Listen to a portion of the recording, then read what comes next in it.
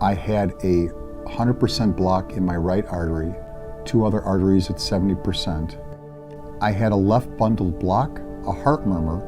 I had an enlarged heart with leaky valves and sarcoidosis of the right side of my heart muscle. I would sit there and say, God, if you get me out of this mess, I promise I will give something back to this world. And it won't just be, like my self-improvement. I want to do something good and big.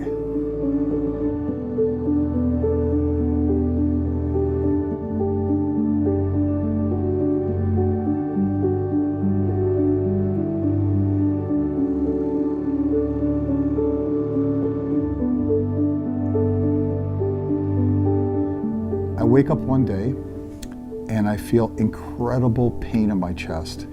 And they give the analogy of, it's like an elephant on your chest. They were so right. I would sit there in bed and I would just wait and breathe slow, and I'd say something is really wrong.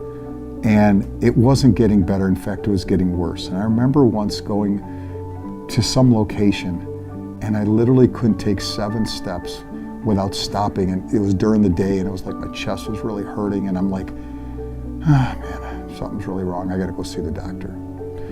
And they did every single test other than a heart catheter and a heart biopsy, and the test results came back, and they said, the cardiologist said to me, well, listen, we need to do a heart catheter and a heart biopsy next, but the indicators are you may need a heart transplant or bypass surgery.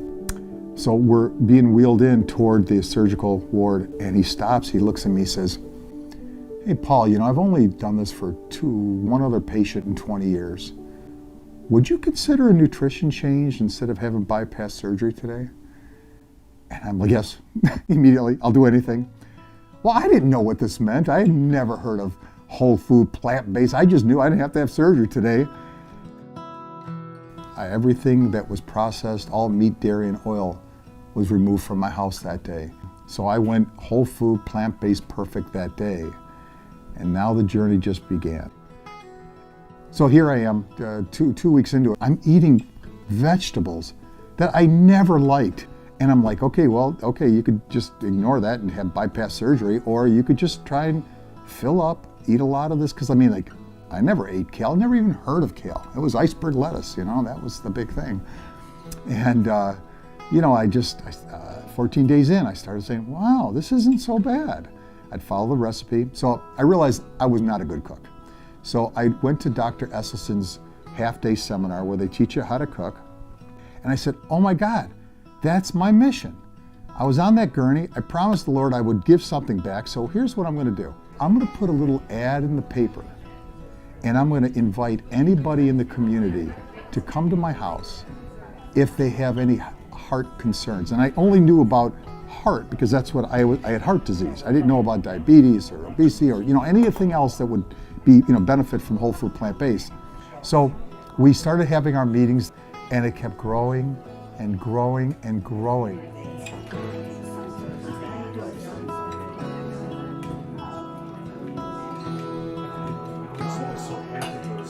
When people have a problem with alcohol, they go to AA.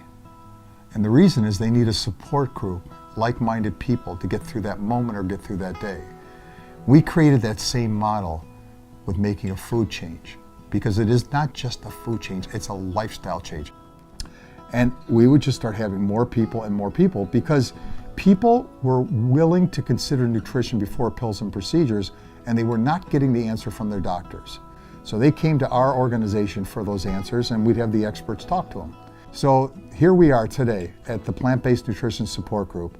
We're closing in on 6,000 members in about 4 years. I feel great. My cholesterol number is under 100, so I went from 347 to under 100. I have lost almost 70 pounds, and I've kept it off. I'm now 60 years old. And I want to enjoy the next 20 years, 25 years. And I think by eating this way, I am going to do it.